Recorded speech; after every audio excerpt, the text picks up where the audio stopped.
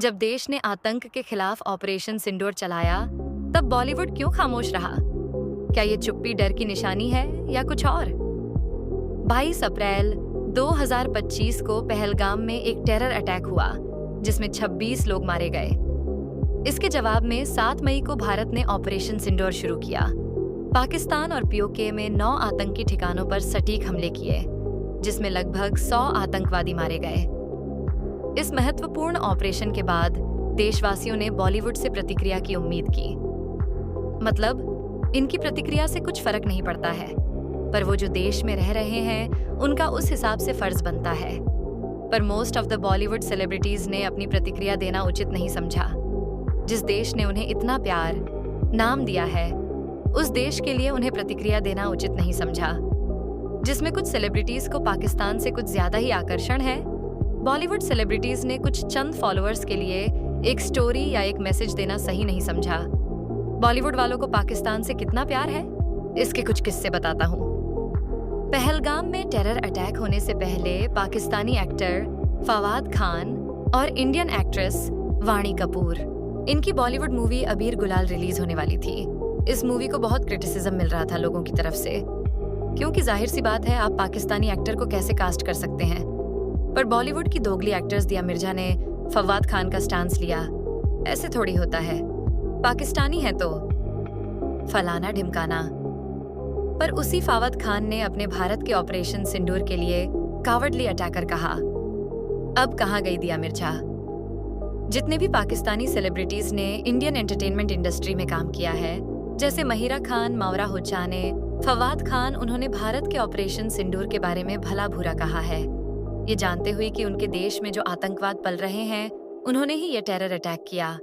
भारत ने सिर्फ terror attack का जवाब देने के लिए उनके टेरर लॉन्च पैड पर अटैक किया, ना कि कोई सिविलियन एरिया पर। फिर भी उनके सेलिब्रिटीज ने उनके देश का स्टैंड लिया।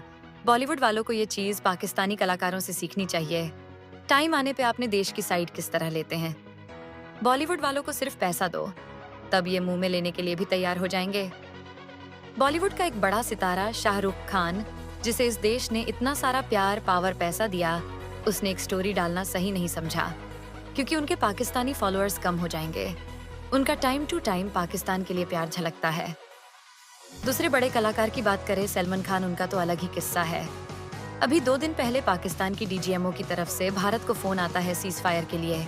तभी ये सलमान खान ट्वीट करता है, थैंक गॉड सीज फायर हो गया।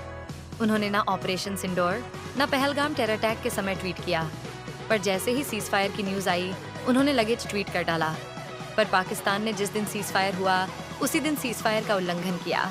बाद में क्या, सलमान खान को जो क्रिटिसिज्म और गालियां पड़ी, भाई को डायरेक्ट ट्वीट ही डिलीट करना पड़ा। इनको भी पाकिस्तान के लिए कुछ ज्यादा ही प्यार है।